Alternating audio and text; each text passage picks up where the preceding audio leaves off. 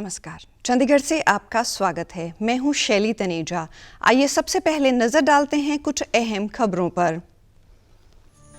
प्रधानमंत्री ने कहा कि लोकसभा की कार्यक्षमता में हुई वृद्धि। 17वीं लोकसभा के पहले सत्र में 135% अधिक हुआ काम।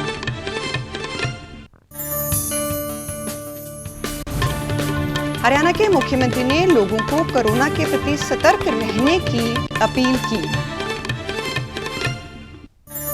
और पंजाब में आज से रेलगाड़ियों के नियमित तौर पर चलने की उम्मीद। और अब समाचार विस्तार से।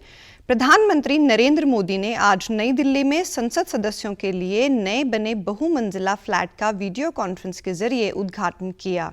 इस अवसर पर प्रधानमंत्री ने कहा कि दशकों पुरानी समस्याओं का समाधान उसे टालने से नहीं किया जा सकता, बल्कि मुकाबला करके और समाधान ढूंढकर किया जाता है। प्रधानमंत्री ने कहा कि देश में 2014 की लोकसभा की कार्यक्षमता में वृद्धि हुई है, क्योंकि देश परिवर्तन के लिए नई दिशा में बढ़ना चाहता है। उन्होंने कहा कि 16वीं और 17वीं लोकसभा में पहली बार सबसे ज्यादा नए सांसद सदस्य चुनकर आए। ये जो ऊर्जा बढ़ी है, इसके पीछे एक और बड़ा कारण है। इसकी भी शुरुआत एक तरह से 2014 से शुरू हुई है। उस समय देश की संसद में 300 से ज्यादा एमपीज फर्स्ट टाइम चुनकर पहुंचे थे, और मैं भी पहली बार आने वालों में से एक था। इस 70वीं लोकसभा में भी 260 सांसद ऐसे हैं जो पहली बार चुनकर पहुंचे हैं। यानी कि इस बार 400 से ज्यादा सांसद ऐसे हैं जो या तो पहली बार चुन करके आए हैं या फिर दूसरी बार संसद पहुंचे हैं। प्रधानमंत्री ने वर्तमान लोकसभा में सबसे अधिक महिला सांसदों के चुनकर आने को नई उम्मीद बताया। नरेंद्र मोदी ने कहा कि 16वीं लोकसभा ने पिछली लोकसभा के मुकाबले 15% अधिक काम किया, जबकि 17वीं लोकसभा के पहले सत्र में 135% अधिक काम हुआ। के लिए देश के विकास के लिए बहुत ही ऐतिहासिक रहा है। 2019 के बाद से 70वीं लोकसभा का कार्यकाल शुरू हुआ है। इस दौरान भी देश ने जैसे निर्णय लिए हैं, जो कदम उठाए हैं, उनसे ये लोकसभा अभी ही इतिहास में दर्ज हो गई है।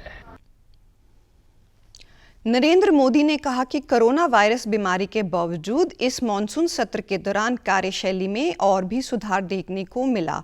उन्होंने कहा कि पक्ष व विपक्ष के सभी सांसदों ने संसद के कार्य निष्पादन और प्रक्रिया दोनों का ध्यान रखा। उन्होंने कहा कि सभी दलों के सांसदों ने कार्रवाई को बेहतर ढंग से चलाने में सहयोग दिया और सत्र दौरान ऐतिहासिक कार्य हुए। देश में कोविड-19 के संक्रमण से स्वस्थ होने की दर 93.68% हुई। देश में पिछले 24 घंटों के दौरान कोविड-19 के 44,059 नए मामले सामने आने से संक्रमितों की कुल संख्या 91,39,866 हो गई है। इस दौरान संक्रमण से 511 लोगों की मृत्यु होने के साथ ही मरने वालों की संख्या बढ़कर 1,43,438 हो गई है। वर्तमान में पूरे देश में 4,43,486 लोगों का इलाज चल रहा है। स्वास्थ्य मंत्रालय ने कहा है कि कोविड-19 के संक्रमण से स्वस्थ होने की दर 93.68% पहुंच गई है। पिछले 24 घंटों के दौरान 41,024 लोगों को उपचार के बाद छुट्टी दे दी गई है। अब तक 85,62,642 लोग स्वस्थ हो चुके हैं। भारतीय अनुसंधान चिकित्सा परिषद के कहा कि कल कोविड के 8,49,596 नमूनों की जांच के साथ ही अब तक 13,25,82,730 नमूनों की जांच की जा चुकी है। उच्चतम न्यायालय सुप्रीम कोर्ट ने राज्यों से कोविड-19 बीमारी की रोकथाम के लिए पर्याप्त कदम उठाने को कहा है। आज कोरोना वायरस बीमारी के प्रबंधन के संबंध में हुई सुनवाई के दौरान न्यायालय ने कोविड-19 बीमारी प्रति राज्यों से स्टेटस रिपोर्ट की मांग की है। अदालत ने 2 दिन में ये रिपोर्ट देने के आदेश दिए हैं। सुप्रीम कोर्ट ने पूछा है कि जिन राज्यों में तेजी से संक्रमण के मामले बढ़े हैं, उन राज्यों में बीमारी के प्रबंधन और रोकथाम के लिए क्या उपाय किए गए हैं। मरीजों के लिए की गई व्यवस्था का भी ब्यौरा मांगा गया है। उच्चतम न्यायालय ने कहा है कि त्योहारों के दिनों में बाजारों में हुई भीड़ को नियंत्रण में रखने के उपाय आवश्यक थे। सुप्रीम कोर्ट ने दिल्ली में संक्रमण के बढ़ रहे मामलों का गंभीर नोटिस लिया है। न्यायालय ने दिल्ली सरकार को बीमारी को फैलने के लिए उचित कदम उठाने और मरीजों के लिए पर्याप्त प्रबंध करने को कहा है। केंद्र सरकार द्वारा कोविड को रोकने तथा उसके प्रबंधन के लिए हिमाचल प्रदेश, पंजाब और उत्तर प्रदेश के लिए केंद्रीय उच्च स्तरीय दल भेजे हैं। केंद्रीय दल पंजाब में पहुंच गया है। इन राज्यों में या तो सक्रिय मामलों की संख्या बढ़ी है अथवा प्रतिदिन नए मामलों की संख्या में वृद्धि हुई है। केंद्र सरकार ने कोविड-19 की संभावित दूसरी लहर से पहले ये दल इन राज्यों में भेजे हैं।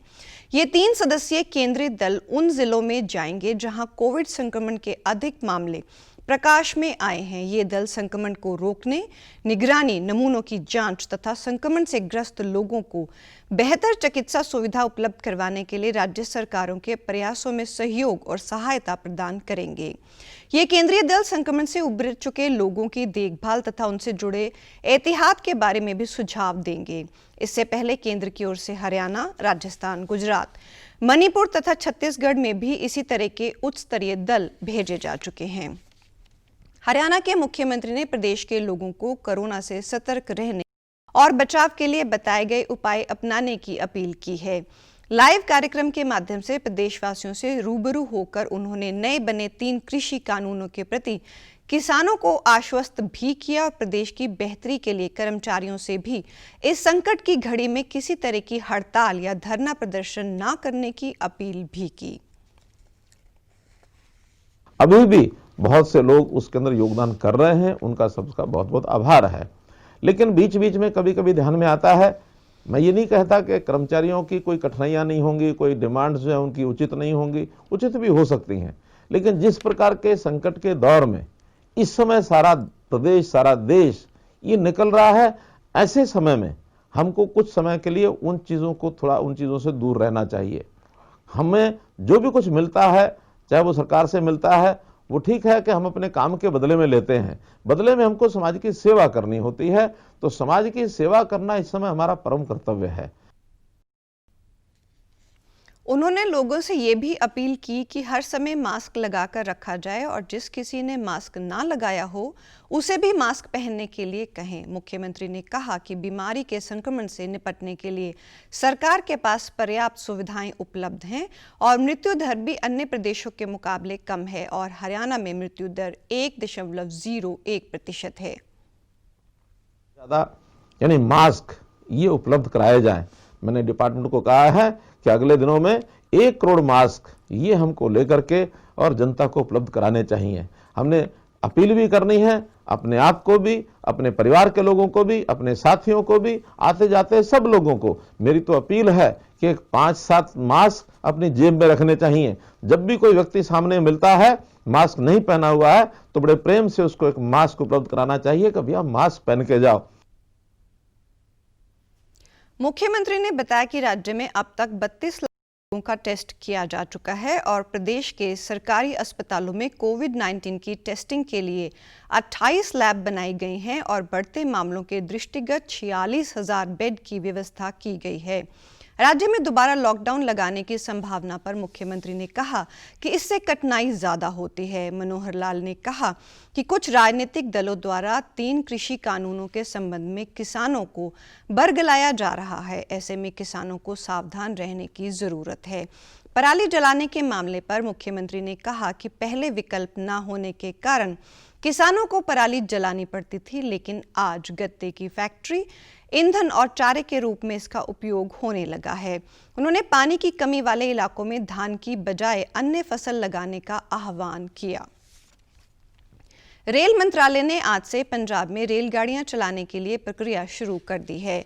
राज्य के सभी रेल मार्गों की जांच की जा रही है। उत्तरी रेलवे रेल मार्गों के फिटनेस सर्टिफिकेट मिलने के बाद पंजाब में आज से रेलगाड़ियां चलाने की उम्मीद की जा रही है।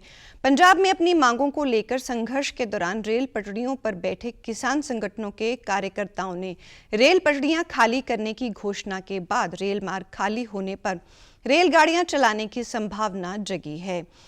गाड़ियों की समय सारणी की भी समीक्षा की जा रही है। अंबाला और फिरोजपुर रेलवे डिवीजन के तहत आने वाले सभी रेलगाड़ियों पर तकनीकी टीमों द्वारा जांच की जा रही है। सुरक्षा के पहलुओं का भी ध्यान रखा जा रहा है। रेल मंत्रालय का कहना है कि सभी गाड़ियां चलाने का प्रबंध सिलसिलेवार ढंग से किया जा रहा है।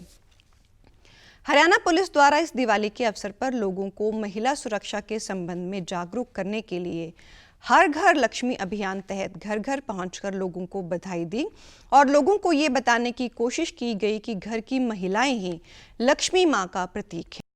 राज्य पुलिस की महिला टीमों ने अपने अपने क्षेत्रों में घरों का दौरा किया, दिवाली की बधाई दी और लोगों को घर परिवार और समाज में महिलाओं का आदर करने के प्रति जागरूक किया। महिला पुलिस कर्मचारियों ने घर घर जाकर लक्ष्मी का प्रतीक महिलाओं को हमेशा खुश रखने की अपील की ताकि घर में सुख एवं समृद्धि प्राप्त हो सके। लोगों को बताया गया कि किसी भी प्रदेश या देश के विकास के लिए महिला सुरक्षा अत्यंत महत्वपूर्ण है। महिलाओं को दुर्गा शक्ति ऐप के बारे में भी बताया गया। मुख्यमंत्री मनोहर लाल ने भी सोशल मीडिया पर हैशटैग हर घर लक्ष्मी के साथ शुरू की गई इस पहल की सराहना की। सोशल मीडिया पर करनाल व कुरुक्षेत्र जिलों की पुलिस द्वारा इस अभियान के संबंध में किए गए ट्वीट्स को रीट्वीट करते हुए हरियाणा के मुख्यमंत्री मनोहर लाल ने ट्विटर पर भी हर घर लक्ष्मी अभियान को सराहा। उन्होंने लिखा, घर में मौजूद महिला ही लक्ष्मी है। घर की लक्ष्मी का सम्मान करने के संदेश के साथ शुरू घर लक्ष्मी जैसी सराहनीय पहल को भी स्वागत करते हैं। अतिरिक्त पुलिस महानिदेशक नवदीप सिंह विर्क का कहना है कि हम जनता की सेवा करते हुए उनका विश्वास जीतने के लिए लगातार विभिन्न पहल कर रहे हैं। हर घर लक्ष्मी भी इसी मुहिम का एक हिस्सा है। प्रधानमंत्री नरेंद्र मोदी 29 नवंबर को सवेरे 11 बजे आकाशवाणी से मन की बात कार्यक्रम में देश विदेश के लोगों से अपने विचार साझा करेंगे। प्रत्येक महीने प्रसारित रेडियो कार्यक्रम की ये 71वीं कड़ी होगी। इस कार्यक्रम को आकाशवाणी और दूरदर्शन के समूचे नेटवर्क पर प्रसारित किया जाएगा। ये प्रोग्राम आकाशवाणी समाचार की वेबसाइट और मोबाइल ऐप पर भी सुना जा सकेगा। आकाशवाणी, डीडी न्यूज़, पीएमओ और सूचना व प्रसारण मंत्रालय के यूट्यूब चैनलों पर भी ये प्रोग्राम लाइव सुना जा सकता है। हिंदी में इस प्रोग्राम के प्रसारण के तुरंत बाद क्षेत्रीय भाषाओं में भी इसका रूपांतरण प्रसारित किया जाएगा। क्षेत्रीय भाषाओं में शाम 8 बजे इसका फिर से प्रसारण होगा। प्रधानमंत्री ने इस कड़ी के लिए लोगों को अपने विचार साझा करने के लिए कहा है। लोग टेलीफोन नंबर 1800117800 पर इस प्रोग्राम के बारे में अपने विचार रिकॉर्ड करवा सकते हैं या नमो ऐप, ओपन फोरम या MyGov पर भी लिखकर भेज सकते हैं। कोई भी व्यक्ति 1922 डायल करके SMS से मिले लिंक के जरिए भी अपने सुझाव दे सकते हैं। देश में खरीफ मौसम 2020-21 के लिए धान की खरीद सुचारू रूप से चल रही है। उपभोक्ता मामले, खाद्य और सार्वजनिक वितरण मंत्रालय ने बताया कि अभी तक 297 लाख टन से अधिक धान की खरीद की जा चुकी है। इससे पिछले वर्ष की इसी अवधि में 252,69,000 टन धान की खरीद की गई थी। इस वर्ष धान की खरीद में 17.73% की वृद्धि हुई है। कहा गया कि कुल खरीद में 201,71,000 टन केवल धान पंजाब से खरीदा गया है। ये कुल खरीद का 68.8% है। खरीफ मौसम में अभी तक करीब 26,15,000 किसानों को 56,168 करोड़ के अधिक का भुगतान किया जा चुका है। मूल्य सहयोग योजना के तहत 55 लाख टन से अधिक दलहन और तिलहन की खरीद की मंजूरी दी गई है। कोरोना वायरस का खतरा भी टला नहीं है, इसलिए सभी से निवेदन है कि बाहर जाने के समय मास्क जरूर पहनें, सामाजिक दूरी बनाए रखें, बार बार अपने हाथ साबुन से धोएं और सैनिटाइजर का इस्तेमाल करें। जिसका कहर संपूर्ण मानव जाति को अपनी आगोश में ले चुका है। टीका या दवाई उपलब्ध होने तक महामारी के खिलाफ मानवता की जंग जारी है। ऐसे में जरूरी है सावधानी और बचाव। फेस मास्क कोरोना से रोकथाम का सबसे प्रभावी उपाय साबित हुआ है। विश्व स्वास्थ्य संगठन और विशेषज्ञों की शोध का भी यही निष्कर्ष है कि मास्क से मुंह और नाक को अच्छी तरह ढककर कोरोना संक्रमण को कम किया जा सकता है। कोरोना संक्रमण से बचाव के लिए मास्क पहनने के साथ ही जरूरी है मास्क को सही तरीके से पहनना। बहुत से लोग मास्क से नाक और मुंह को सही तरीके से नहीं ढकते हैं, जिससे संक्रमण का खतरा बना रहता है। बिना मास्क या फेस कवर के घर से बाहर निकलने की अभी कल्पना करना भी सही नहीं है। जुड़िए डीडी न्यूज की खास मुहिम मास्क अप इंडिया के साथ।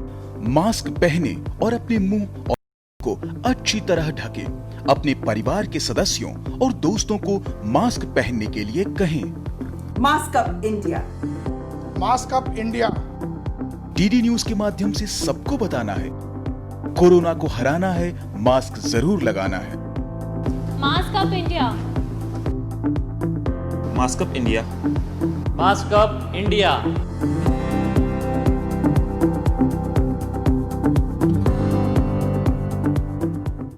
और आप हमारे समाचार YouTube channel DD news Chandigarh, Facebook DD news Chandigarh और Twitter handle DD news CHD पर भी देख सकते हैं।